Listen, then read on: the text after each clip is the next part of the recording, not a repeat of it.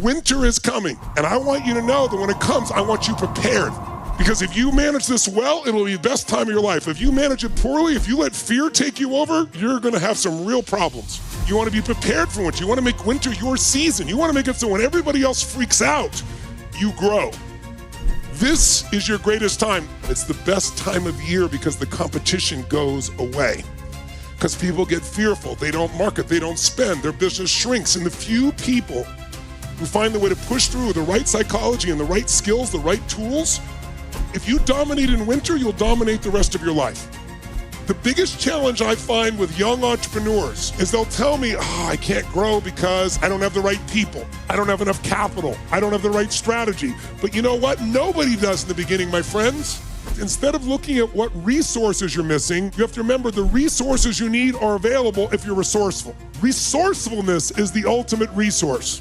The biggest mistake you can make in your business is falling for the tyranny of how. I don't ask that question. First, I figure out what I want and why I want it.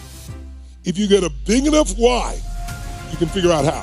80% of success in anything, especially in business, is psychology. 20% is the mechanics or the strategy. You're gonna see that the chokehold on the growth of any business is always the psychology and the skills of the leader. I'm gonna take you through a 7-step system, a system for running any business, for growing any business, I don't care what it is.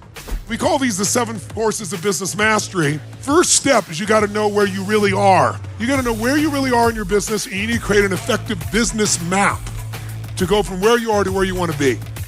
Notice I didn't say a business plan. Whenever somebody comes to me and says, oh yeah, I'm gonna put together this 5-year business plan, I just laugh. Why do I laugh when somebody tells me I have a 5-year business plan today? You have no clue what's happening in that time period.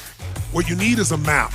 What the map will do is show you the outline of what's happening in the world, and you can use it to navigate from where you are to where you want to go.